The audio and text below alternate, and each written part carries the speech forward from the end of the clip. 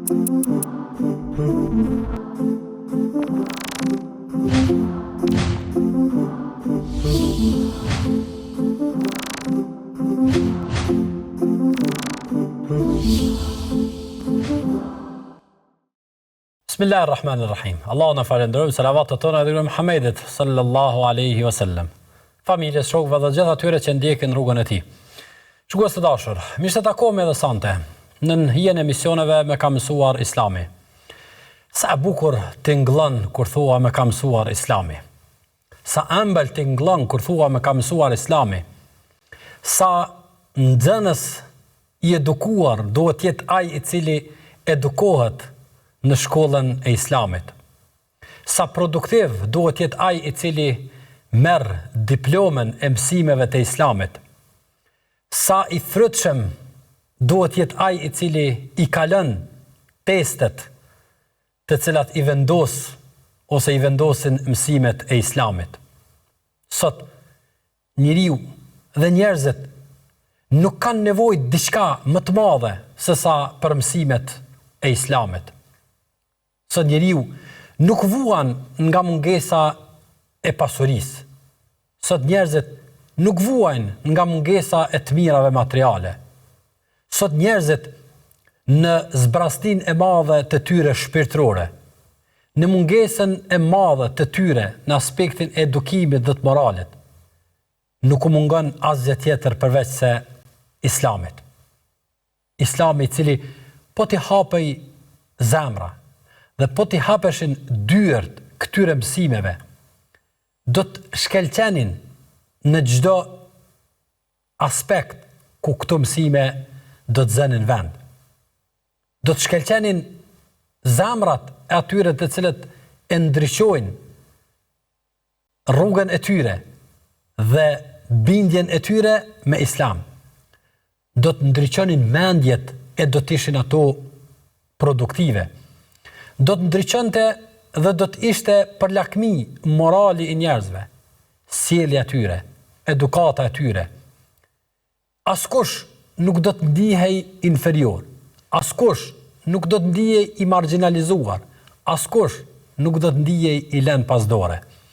Betohem në ata i cili i ka zbrit këto mësime dhe i ka bë të jetë raditu lekumul islame dina, ai i cili thot se unë jam i kënaqur që Islami është feja juaj, Zoti i botrave, Allahu xhalla sha'nuhu, krijuesi, sunduesi, ai i cili është i gjithdijshëm, ai po thot se unë jam i kënaqur në momentin që ju e zbatoni këtë fe. Ju zbatoni këtë fe në mendim, ju zbatoni këtë fe në dispozita, ju zbatoni këtë fe në veprime, ju zbatoni këtë fe në raporte me njëri tjetrin, ju zbatoni këtë fe në familje, ju zbatoni këtë fe madje në probleme, në ngatresa, në mospajtime, madje edhe në raport me armiqt, edhe në raport me ata të cilët luftojnë, në raport me ata të cilët shpifin, në raport me ata të cilët nuk dojnë, edhe me ata po u zbatua dhe po u praktikua kjo fe, njerëzit cilët do të dilnin nga kjo medrese, pra nga kjo shkollë, nga kjo edukim, i cili sigurisht se nuk merret me një javë, as nuk merret me një muaj, por është projekt jetësor, e madje është edhe projekt i gjeneratave. Projekt i cili Allahu subhanahu wa ta'ala e ka zbrit dhe e ka kompletu për të mirën e njerëzimit, për të mirën e njeriut, për të sjell ato sloganet të cilat njerëzit sot i kanë dhe i përdorin për përfitimet të tyre. Liri, drejtësi, barazi. Të gjitha këto i ka vendos në mënyrë mahnitse dhe i ka precizuar në mënyrë mahnitse Allahu subhanahu wa ta'ala. Andaj, a ka ndodh dhe kjo sfidë në kohën e praktikimit të kësaj feje. Merrni dhe shiqoni historinë. Ata cilët flasin me ngarkesa, ata cilët flasin me tendenca, ata cilët flasin me qëllime të caktuara. Mendon dhe ktheni shiqoni shekujt e artë të jetësimit dhe të praktikimit të këtyre mësimeve, se si janë ndi njerëzit, se si kanë përjetuar njerëzit, se si janë kënaqur njerëzit, se si kanë jetuar njerëzit, si kanë shiju jetën ata, si kanë qenë ata produktiv, si kanë arrit ata që të lënë gjurmë, pra ndikimet e këtyre gjurme edhe ne sot i vrejmë, e madje edhe i përjetojmë rrjedhën e atyre gjurmëve të cilat i kanë lënë ata besimtar, ata musliman të cilët e kanë jetësuar dhe kanë praktikuar këtë fe në mënyrën cilën Allahu subhanahu wa taala e ka sjellë të jetë e plot. Nga se kjo fe mbi të gjitha nuk pranon syfaqësi, nuk pranon gënjeshtra, nuk pranon mashtrime. Kjo fe nuk pranon amballazh të jashtëm pa produktin e sakt edhe të sigurt në brendësinë e tij. S'pranon. Nuk është afat gjatë. Nuk mund të vazhdoj. S'mundet. Sepse është një proces i brendshëm që bartësit e kësaj feje duhet ta kuptojnë. E ajo është që çdo punë dhe veprim, cilën ne e bëjmë, duhet të ngritet lart një herë. Ta merr legitimitetin tek Allahu subhanahu wa taala e pastaj të kthehet tek njerëzit. E po nuk arritet që ta merr legitimitetin tek Allahu subhanahu wa taala, e që është e brendshme e njeriu, sinqeriteti dhe njeti i tij, vërtetësia e tij, lidhja e tij me Zotin xhallashanuhu, sigurisht se e jashtëmja mund të mbetet një slogan i thatë, i cili nuk ka efekt dhe nuk e kryen rolin si duhet. Andaj kur po flasim për këtë, po flasim edhe për diçka e cila është shumë konkrete. Po flasim për vazhdimsinë edhe të temave të emisioneve të kaluara. Dhe jemi ende tek zemra. Po flasim ende për zemrën, si një nga burimet kryesore, orientuese, drejtuese dhe përcaktuese të jetës së njeriu dhe të shpëtimit të tij. Po, ne nuk do të arrijmë të futemi në xhenet derisa të pastrojmë zemrat. Ne nuk do të arrijmë ta shijojmë ëmbëlsinë e imanit pa i pastruar zemrat. Ne nuk do të arrijmë ta shijojmë namazin pa i pastruar zemrat. Ne nuk do të arrijmë ta shijojmë kënaqësinë e agjërimit pa i pastruar zemrat. E as të sadakas, as të zakatit, e as një pune, sepse çdo punë përcaktohet nga vendi i saj në zemrën e njeriu, zemrën e besimtarit. E pastërtia e kësaj zemre, lidhja e kësaj zemre me Zotin është pastaj përcaktuese se sa kanë më nxënë vend të gjitha këto në zemrën tonë. Andaj po flasim tash për një hap tutje. Po flasim tash në mënyrë pak më konkrete, në mënyrë pak më të detajzuar, ndoshta mund të themi edhe në mënyrë pak më vizuale dhe të prekshme dhe të dukshme se si duket një zemër e pastër. Nëse na pyet dikush, mirë, më trego mas krejt asaj që po trajtohet për zemrën.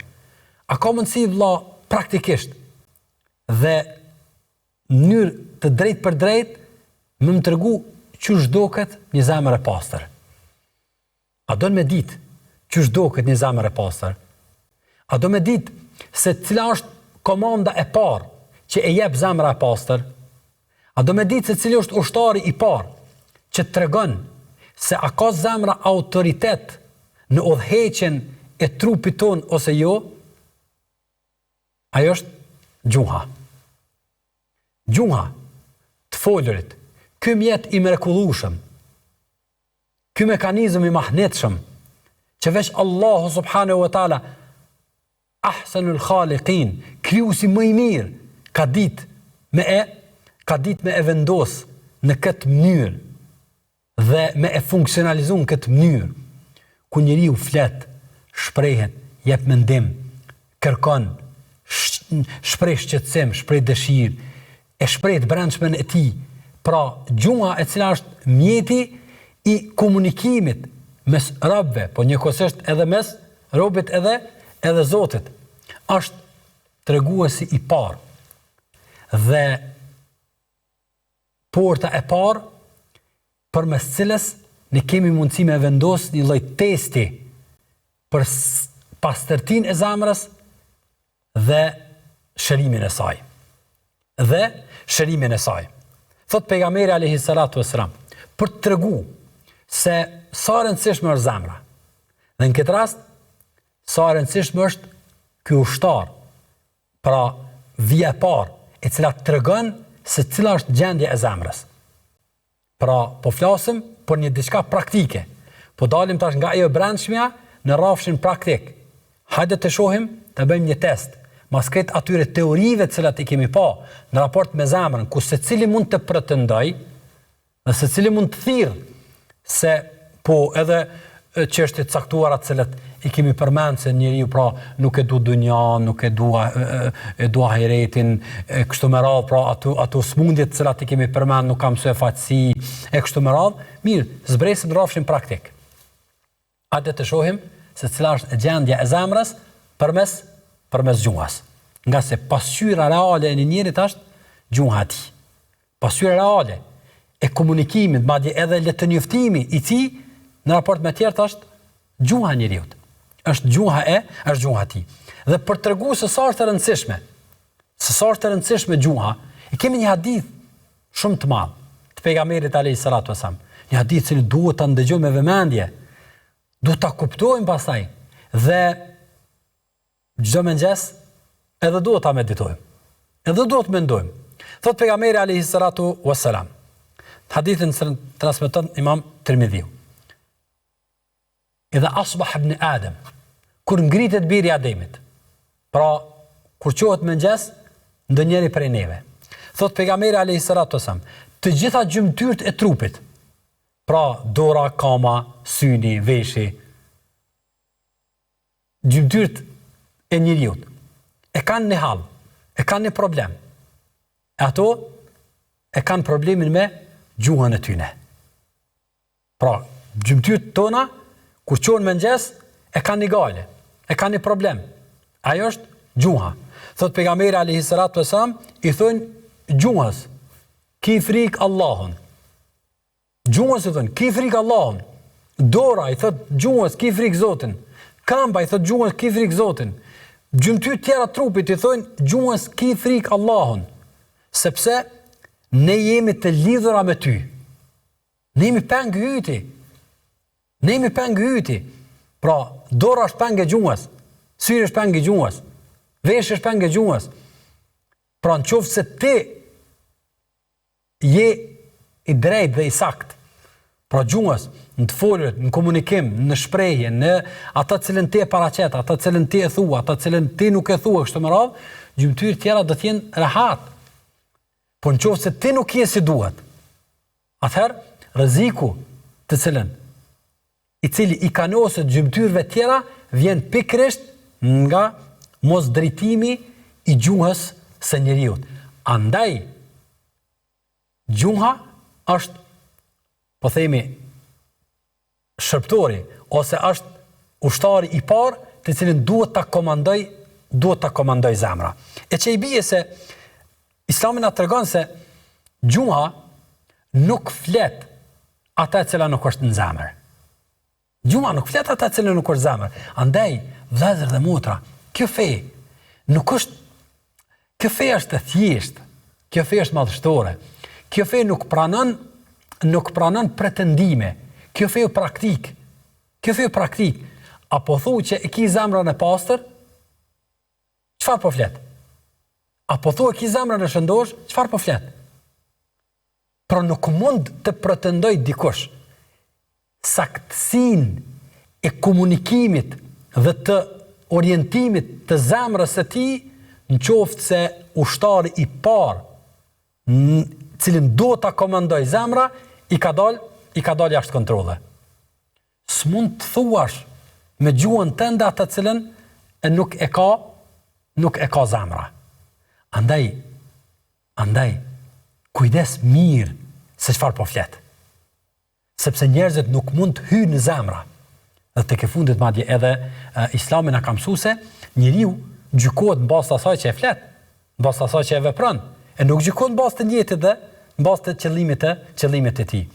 Qëllimi dhe njëjti është mes robët dhe Zotit, por feja gjykon mbas asaj që njeriu e shpreh në të jashtmen e tij. Dhe s'mund të thot njeriu dikujt të duan ose nuk e don. S'mund të thot njeriu fjalë të rënda dikujt cilën e respekton. Nuk mund të pretendoj dikush gabimin dhe po themi lëshimin nëse ai përsëritet vazhdimsi. Mund të jetë një moment i shkujdesit, po këto kanë drejtime të veçantë, por ama që gjuha të jetë në shërbim të gjithçka tjetër pos zemrës, atëherë ka dalë pe kontrollit. Ose zemra nuk është duke i dhënë komandat e duhura që është pastaj treguesi i qartë i smundjes së zemrës. Andaj, shprehja e parë që tregon smundjen e zemrës përmes gjuhës është përgojimi. Një smundje e rëndë, një smundje e tmerrshme, një smundje me pasoja, po njëkohësisht dhe fatkeqësisht një smundje e cila është shumë prezente tek ne. A mund të pajtoheni se pothuajse nuk ka mexhlis, nej, takim, tubim, përveç se përgojimi do të jetë pjesë e jona.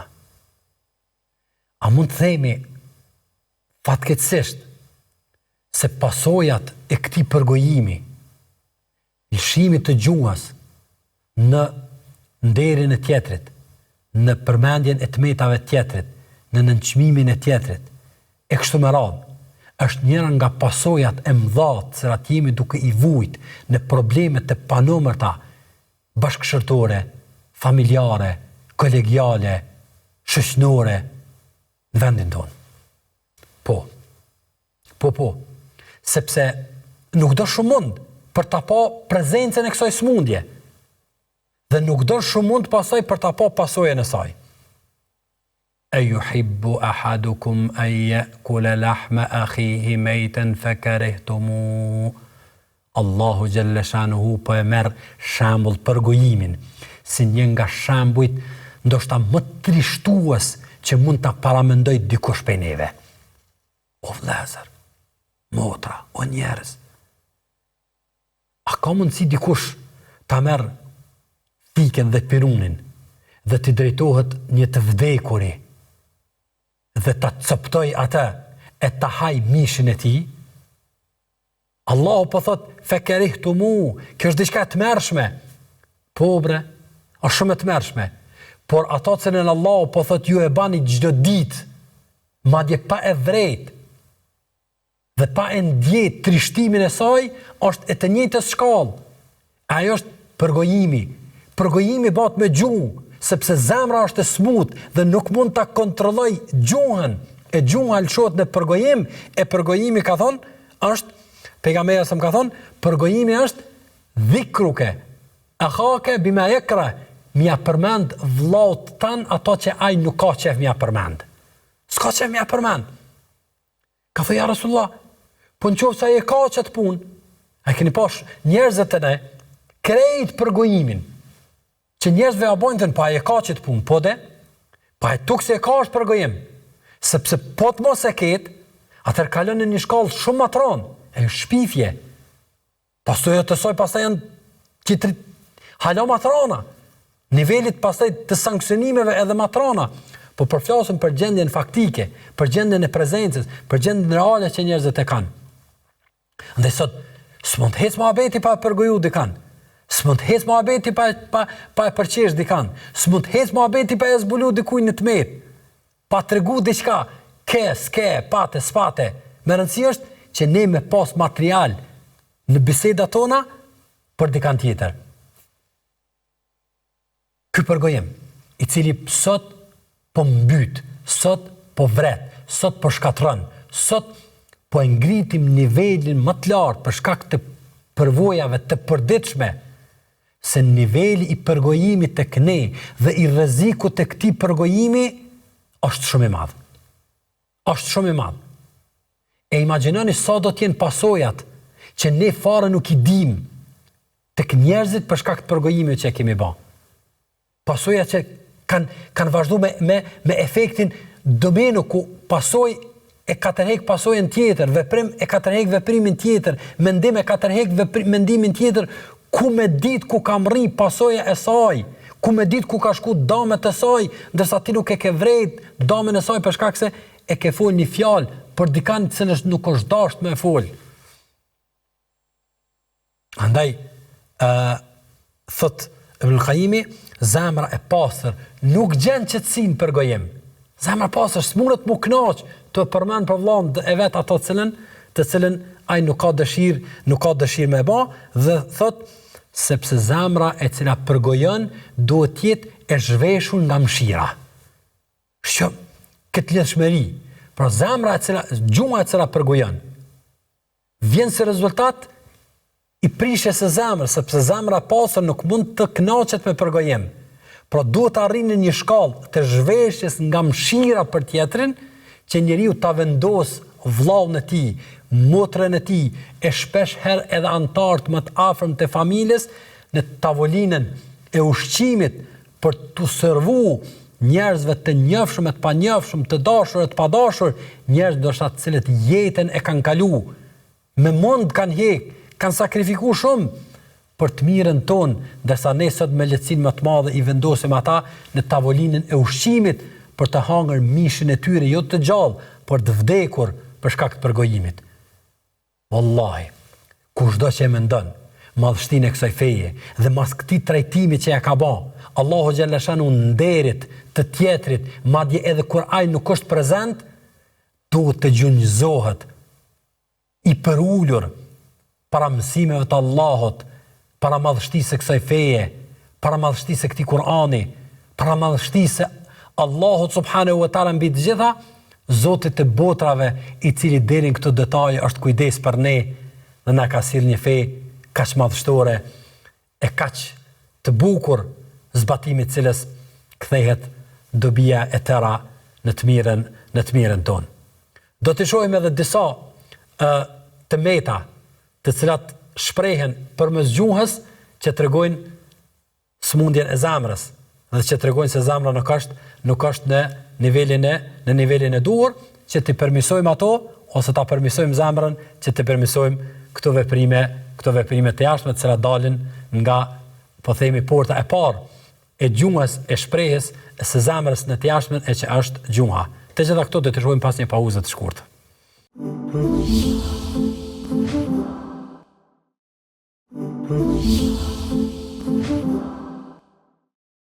Shikues të dashur, u rikthyem në pjesën e dytë të emisionit Zemra e pastër çon dhe drejton tek gjuha e cila nuk flet pos asaj e cila është e drejtë dhe asaj e cila është e vërtetë.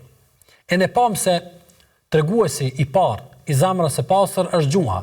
Treguam se si ka mundësi pra dhe si rrjedh kjo lidhshmëri mes zemrës dhe të jashtmes së njeriut e që tham porta e parë përmes cilës del pastërtia e zemrës ose kundërta saj është gjuha. E pam se një nga tmetat e mëdha që tregon smundjet e zemrës, pa pastërtinë e saj, ndoshta edhe vdekjen e saj, është përgojimi, i cili bëhet për shkak bëhet për shkak të smundjes së zemrës dhe për shkak të zhveshjes së zemrës nga mëshira. Do të shohim edhe disa nga treguesit e kësaj zemre, se si duhet jetë ajo. Zemra e pastër nuk mund të paramendohet me gjuhën gënjeshtare. Zemra e pastër nuk mund të nxjerrë nga vetja e saj përveç se të vërtetës. Allahu xhalla shan thotë: "Ya ayyuhalladhina amanu ittaqullaha wa kunu ma'as sadiqin." O ju të cilët keni besuar, keni frikë Allahun dhe behuni me të vërtetit, pra me të sinqertit, me ata të cilët e flasin vetëm të vërtetin. E pejgamberi alayhi salatu wasallam ka treguar se gënjeshtra, thotë pejgamberi, nuk qen askund tjetër përveç se në shthurje. Pra njeriu vazhdon të gënjej dhe kjo gënjeshtër nuk e qen askund tjetër përveç se në fisk, në shthurje. E shthurja nuk qen askund tjetër përveç se në zjarr të xhenemit, Allahu subhanahu wa taala na ruaj. Dhe kundërta me të kundërtën. Pejgamberi ka thënë: "As-sidq Yahdi ila al-birr. Saktësia, vërtetësia nuk qen askund tjetër pas në bamirësi. Po në punë të mira, punë cilat Allah subhanahu wa taala është i kënaqur me to. E kjo bamirësi nuk qen askund tjetër përveç se në xhenetet e Allahut subhanahu wa taala. Andaj pejgamberi alayhi salatu wasalam kur është pyet, a ban besimtari këtë punë? Ka thonë e ban. A ban besimtari këtë punë? Ka thonë e ban. Pra mund të ndodh që besimtari ban punë caktuar. Lëshime caktuar, gabime caktuar, sepse janë njerëzore. Por ama kur ka ardhur të gënjeshta, shpyet pejgamberi, a gënjen besimtari? Ka thonë pejgamberi jo. Ja, nuk gënjen. Andaj, shikoj së dashur, vëllezër, motra. Po du ta lidhë një marrëveshje mes meje dhe juve. Po kam dëshirë ta merrni këtë porosi. Hajde të bëjmë një test. Të gjitha gjunahet bani. Të gjitha gjunahet bani. Nuk është problem. Vetëm njërën ndalohe. Vetëm gënjeshtren. Nga sot, pra nga sonte, vendosi vetës tonë se nuk kime gënjy. Dhe unë të garantoj se asnjë gjuna tjetër nuk kime ba. Nuk ka mundësi me e ba asnjë gjuna në këtë botë pa shoqëruar me gënjeshtre. S'ka mundësi. Sigurisht se gjunaj më i madh që i bën Allahu është shirku. E shirku është gënjeshtra më e madhe, sepse i thuhet Allahu xhallashanuhu ki djalë ose i shoqërohet Allahu xhallashanuhu zot tjetër pas tij. Pastaj krejt gjuna të tjera. Nuk ka mundësi njeriu me i vepru nëse nuk gënjen. Ose duhet me gënjy para, ose duhet me gënjy mrapa. Andaj, shumë është e thjeshtë. Kushdo që ka problem me çfarë do gjunoj që ka problem. Jepja besën Allahut se nuk kime gënjy. Unë të garantoj se asnjë gjuna nuk kemi bë. S'ka mundësi me bë asnjë gjuna. E tilla është, Allahu xhaleshanu e ka bë shoqërues të gjitha gjunaheve gënjeshtren.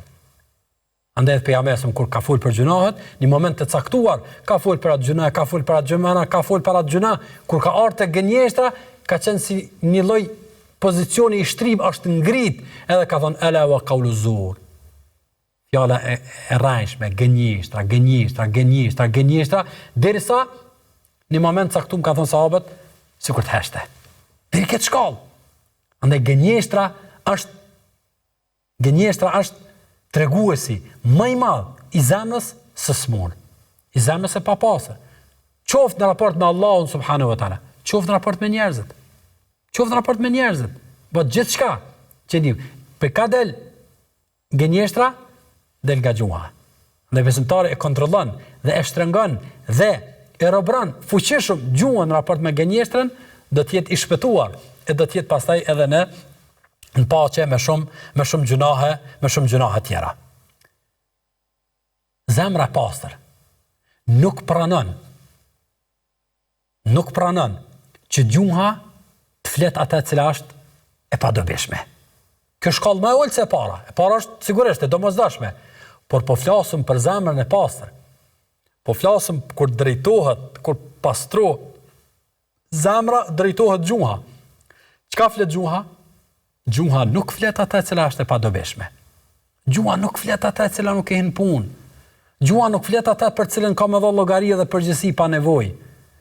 Sa fletushkat, sa librat, njerëzit i kanë mbush e do t'japin llogari për to pa nevojë. Wallahi me pas mundësi me i pa, kishu më u trishtu. Sa punë, sa temat, sa fjalët, sa veprimet, sa gjykimet, i kemi gjykuar, i kemi thënë, i kemi bë, i kemi përcjell pa pas nevojë, pa na kry punë kur gjë, pa kanë dobishme asgjë. Duke i neglizhuar ato, a duke harruar se pejgamberi alayhi salatu wassalam ka thonë men kana yu'minu billahi wal yawmil akhir falyakul khayran aw liyasmut. Kon ai cili beson Allahun dhe ditën e llogarisë, pra ai cili beson Zotin dhe beson se një ditë ka me dalë para Zotit me dhënë përgjegjësi e llogari për çdo fjalë të cilën e ka fol, wa ma yalfidhu min qawlin illa ladayhi raqibun atid. o njerëz, mos harroni se nuk shqipton njeriu asnjë fjalë të vetme, përveç se afër tij i ka ata të cilët janë të gatshëm me i shkruaj, me i evidentu dhe në fund me ia dhënë të gatshme me dhënë përgjegjësi edhe llogari, pse e ke fol? Pse e ke fol me vëllai? Ante ke pejgamberi sa ka thonë men kana yu'minu billah wal yawmil akhir, ai cili beson Allahun dhe ditën e gjykimit, shumë e thjesht. Ose le të flet mirë, ose le të hesht. Ose fol mirë, ose hesht. Sepse heshtja në këtë rast është shpëtim. Heshtja në këtë rast është shpëtim. Andaj kuptimi real i zemrës së pastër është kur e kontrollon gjuhën dhe nuk e ngarkon përveç me ata të cilën duhet ta flas, duhet ta thot, duhet ta deklaroj e kështu me radhë. Andaj sa ka pas për gjenata të hershme, të cilët madje në shkencat e hadithit kur kanë fol. Po njerëz, shkencat e hadithit kur kanë fol për tjerë. Kur është dashur me fol me rujt dinin, me rujt fen, kur kanë fol imam të mëdhej, ka thënë wallahi po i flasum këto fjalë, për shkak të rujtjes së haditheve për filanin se ka bazë, s'ka bazë, duhet me transmetu hadithin prej tij ose s'duhet transmetu hadithin prej tij, ka thonë veç është din edhe fej se kur s'kishë me fol për ta. Quhet sot besimtari, pa shti kërkush, pa detyru kërkush, prej mëngjesit e deri mbrëmje këtë analizat e mundshme t'i ban. Krejt çështjet globale t'i rregullon. Këtë punë të këshive t'i ndreq. Këtë punë të atyre që hinë xhamia dhe dalin t'i rregullon. Krejt punët dhe saktësinë e punëve, veprimeve, krejt t'i gjykon. Pse be vëlla? Pse be vëlla po ngarkon veten? Pse po vlet ato të cilat s'ban dobi? Nuk ja sheh hajrin as në dunjë e as në ahiret. Gjithashtu prej treguesve të zemrës së shëndosh, e cila shprehet përmes gjuhës, është se zemra e pastër, pra zemra e mirë e njeriu është ajo e cila në vazhdimsi e ka parasysh përgjegjësinë e asaj që ka me dhënë. Nuk flet pa dije. Pra nuk flet pa dituri. Pra edhe gjërat të cilat janë të dobishme, ai nuk flet pa argument. Wala taqfu ma laysa laka bihi ilm. Thot Allahu xhalla shan mos u qas asoj për cilën nuk i dituri. Mirë thot po do me bë. Mirë thot po do me thon. Çfarë po do me thon mirë? Flet për fe, flet për ajete, flet për hadithe, flet për gjykime, flet për dispozita, flet për rregulla, flet për ato, flet për këto, ama dije nuk ka. Njëtën e ka të mirë. Ai po do me fol mirë. Ai po do me thon mirë. Ama nuk arrin me thon të argumentuar dhe nuk arrin me thon të bazuar në argumentet të qarta mbi të cilat ndërtohet dituria. Andaj kur kanë diskutuar diçka dhe është pyet Ebu Bekri radhiyallahu anhu. Ebu Bekri është pyet në një çështje të caktuar, një mesele të caktuar, edhe ka hezituar që t'ia përgjigje. Ka thonë po thujebe fjalë goje është? Thujebe se fjalë goje është. Nuk është në i farë problemi madhë. Shë nuk e ka ngrit nivelin e Ebu Bekri. Për me të regu se nuk është thjesht fjalë goje. Zajzër, motra, nuk është fjalë goje. Po ka thonë, cili qiell kish me mbulu dhe cilat tokë kish me majt, në qoftë se unë e flasë për fejnë Allahu xhallashanu ato cilë nuk e di. Po jo pas nuk është fontan dëshirash. Të folurit për fe, nuk është fontan dëshirash. Por është përgjithësi. E kjo nuk vjen ndryshe pos kur e pastrojmë zemrën, sepse zemra e pastër, dëshira për me arrit kënaqësinë e Allahut, frika nga përgjithësia e asaj që nuk duhet me thonë që ose Allahu nuk e ka thonë. Frika nga thonit e diçka e cila mund të bien ndesh me fjalët e Zotit, me gjykimet e tij e kështu me radhë. Kjo është e domosdoshme. Kjo pastaj e determinon dhe ja determinon gjuhës që të mos flas, madje edhe atëherë kur don me fol mirë. Pra mirë, pos asaj të cilën e ka të argumentuar. Pos asaj të cilën e ka të saktësuar, pos asaj të cilën e ka të mësuar. E madje në këtë rast edhe këto, jo çdo herë bre njeriu i flet. Jo çdo herë bre njeriu ngutet për dhënë mendime. Pse duhet ti me dhënë mendim për gjithçka? A ban me ditë pse? Kush po të pyet? Kush të pyet vëllai? Kush e merr parasysh fjalën tënde? Askush, përveç se me laçet të cilat do ta regjistrojnë, do ta evidentojnë dhe të kemi dhënë përgjegjësi për ta. Andaj, nga sprovat e mëdha të kohës të cilën po jetojmë, është të folurit pa nevojë. Në këtë rast, edhe të folurit për hajër, edhe për dobi, për të mirë, nëse nuk kemi argumentet e duhura. E lëre më për diçka tjetër. Andaj pejgamberi alayhi salatu wasalam, duke na ngrit nivelin e fjalës, e të folurit, dhe ka thënë Allahu xhalla shanu waj'alna lahu aynayn wa lisanan wa shafatayn. Dy syve i ka bëu Allahu në gjuhë. Ma shumë këshir se sa me fol. Ma shumë do të me pasë se sa duhet me fol. Andaj, pejgamberi kur ka dosh me ngrit nivelin e të folurit, pra nivelin e kujdesit, edhe të përgjegjësisë të folurit, çai ka thonë Muadhit në fund? Ka thonë kuf alejke hadha. Nale ka thonë qita nale. Ka ja Rasulullah, a inna le muakhadhuna bima natakallemu bi? Ka na kena mu gjyku për ato cilën e flasim. Kur gjë bën mendim thot po dha. Unë thot menoj, po kush je ti me menu? Kush po të vetë vëlla ty me menu? Kush po të çon me dhon mendim? Të ke fundit, çfarë ndikimi ka mendimi yt? Kush ta merr parasysh mendimin tënd? Sta një shtëpia vetbe, familja sta një. Kërkush mbot sta një. Për çdo ditë statuse, për çdo ditë, se në këtë rast të folurit nuk është vetëm shprehja, të folurit është edhe shkrimi, sepse përmes tij të përcjell mesazhin. Për mungesë në mungesë të mundësisë për me dalë në studio, qysh i kanë një grup i njerëzve të cilët janë bë, domethënë analizta për të gjitha çështjet, madje edhe për çështjet më të thella fetare, i japin të drejtë vetes së tyre, në mungesë të kësaj mundësie njerëzit sot përdorin shkrimin, përpara s'ti kanë njoft kërkosh, në katon as në vendet caktuara as nota nuk e kanë lënë me hin. Sot të njëjtit këta njerëz thotë unë e mendoj. Unë jap mendim. Unë po tham kështu.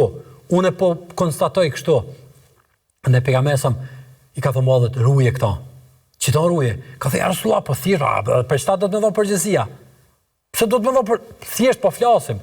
Ka jama thekalet ka ummuk. O Muadh ka thënë, mos pas nana.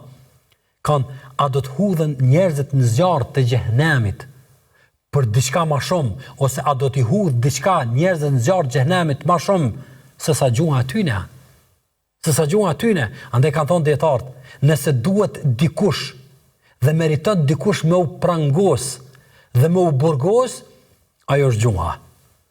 Andaj Hasan el-Basriut njëherë ka lexuar ajetin kuranor, yes'al as-sadiqina an sidqihim. Kanë mu pyet të vërtetit për vërtetësinë e tyne. Të sinqertit kanë mu pyet për vërtetësinë e tyne. Ja kanë nisë me qajt. E me qajt. Pse po qana Hasan el-Basri? Ka thonë në qoftë se të sinqertit edhe të vërtetit kanë mu pyet për ato cilën e kanë thonë. Çfarë është halli dhe gjendja jonë? Andaj o njerëz, shiqoni zemrën, se nga zemra buron dëshira për të folë, nga zemra buron mënyra të folurit, nga zemra buron toni të folurit, nga zemra buron përmbajtja të folurit. Vallahi, nuk ka mundësi.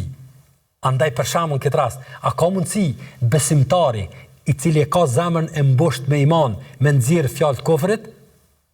S'ka mundësi me nxjerr. Andaj kushdo që pretendon imanin dhe besimin dhe flet fjalë të kufrit me lehtësinë më të madhe, konteston, gjun, hudh, poshtë, shpif, ku na po i tregon? Andaj saktësia, pastërtia e zemrës shprehet përmes gjuhës. Nga përgojimi aty, kujdesi në përgojim deri tek të folurit pa nevojë, të folurit pa argumente dhe kujdesi që duhet ta kem për të folurit tonë. Andaj, nëse se arrime e pastru zemrën tonë, me e pas të pastërt atë, komanda saj ka me shku tek ushtari par, i cili ose tek ai i cili ka me pas përfaqësimin e parë në raport me tjerët e që është gjuha. Në qoftë se ky zemër është e pastër, gjuha pastaj do të jetë e drejtuar, do të flet ata që është e duhur, do të hesht atë kur duhet, do të ka përgjegjësi dhe llogari, do të mendoj përgjegjësinë llogarin për ata që e flet, e në radhë parë do të jetë i shpëtuar vetë, e do të jenë të shpëtuar edhe të tjerët nga të folurit e tij. Allahu na shpëtoft veten tonë nga gjuha jon dhe na shpëtoft veten tonë nga gjuhët e të tjerëve dhe gjuhët e gjata të tjerëve të cilët nuk e kanë frikë Zotin dhe nuk e mendojnë llogarinë e tyre para Zotit fuqiplot. Allahu na i pastroft zemrat tona e na rregulloft gjuhët dhe të folurit ton. Allahu subhanahu wa taala na pas mëshirën dhe rahmetin e tij e ai na përmirësoft të brendshmën e të jashtmen ton. Vazhdojmë të kënaqemi me këto mësime, si ndëgjim e pastaj vazhdojmë të kemi projekt jetësor, zbatimin dhe veprimin e tyre. Në takimin tjetër, na mbetet që ta kontrollojmë gjuhën tonë, e cila tregon pastërtinë e zemrave tona.